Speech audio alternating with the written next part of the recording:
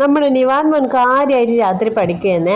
അപ്പോൾ 2 ദിവസം ലീവ് ഉണ്ടായിട്ട് പഠിച്ചില്ല കേട്ടോ. പരീക്ഷ മലയാളമാണ്, അപ്പോൾ കുറച്ച് ടഫാണ് അവന്. അപ്പോൾ അങ്ങനെ പഠിപ്പിച്ചു കൊടുക്കുന്നത്. അപ്പോൾ മേശയുടെ താഴെ നമ്മുടെ അയാൻ മോനും ഏക ഇരുന്നിട്ട് കളിക്കുകയാണ്, എന്തൊക്കെയോ കളിക്കുന്നുണ്ട് കേട്ടോ. അപ്പോൾ കളിസാധനമൊക്കെ എടുത്തിട്ടാണ് കളി. അപ്പോൾ ഞാനൊരു വീഡിയോ എടുത്തതാണ്. അപ്പോൾ അതിലേ വന്നിട്ട് എൻ്റെ അടുത്തേക്ക് വരികയാണ് 2 പേരും.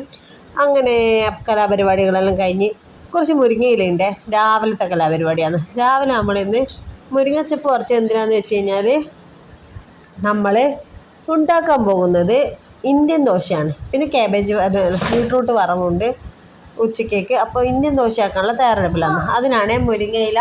പിന്നെ നമ്മൾ തേങ്ങ വറക്കുന്നത് കൈപ്പക്ക കറി ഉണ്ടാക്കുന്നുണ്ട്. അതിന് വേണ്ടി തേങ്ങയൊക്കെ രാവിലെ വറുത്ത് വെക്കുന്നതാണ്. അങ്ങനെയാണ് കൈപ്പക്ക കറി വറുത്തരച്ചത് വെക്കുക. അപ്പോൾ ബീട്രൂട്ട് വറവ് അടുപ്പത്തൊന്നും നല്ലപോലെ വേവുന്നുണ്ട് കേട്ടോ. അപ്പോൾ അതവിടെ അടച്ചു വെക്കാം. പിന്നെ നമ്മൾ മുരിങ്ങയില അരച്ചിട്ട് അതൊക്കെ ഇങ്ങനെ പൊട്ടിച്ചിട്ട് ഇനി അത് അരക്കണം. അരി അരച്ചതിൻ്റെ കൂടി അരച്ചിട്ട് പച്ച കളറാക്കണം.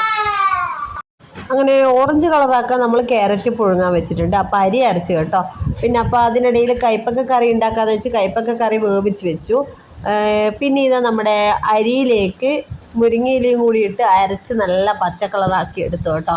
അങ്ങനെ അതവിടെ സെറ്റായി. പിന്നെ ഈ ചുവന്ന കളറ് വൈകുന്നേരം നമ്മൾ ചുവന്ന ദോശ ഇടാൻ വേണ്ടി ബീട്രൂട്ട് വേവിച്ച് അരച്ചതാണ്.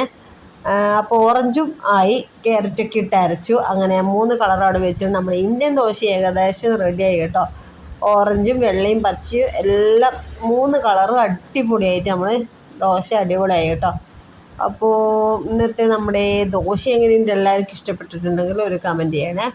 ദോശയൊക്കെ ആയി പ്ലേറ്റിൽ തട്ടി കേട്ടോ. അപ്പോൾ പിള്ളേർക്ക് ഇത് ഹെൽത്തി ആണല്ലോ. മുരിങ്ങയില വറവൊന്നും പിള്ളേർ കഴിക്കില്ല. അപ്പോൾ ഇങ്ങനെ അരച്ചൊക്കെ കൊടുത്താൽ കഴിക്കും. ക്യാരറ്റും അരച്ചതാണ്. അതൊക്കെ കഴിച്ച് പിള്ളേരെല്ലാം കളിക്കാൻ പോയി കേട്ടോ. പുറത്തെത്തി നമ്മുടെ അയാൻ മോൻ മരക്കഷ്ണം വെച്ച് വീടൊക്കെ ഉണ്ടാക്കി കളിക്കുകയാണ്.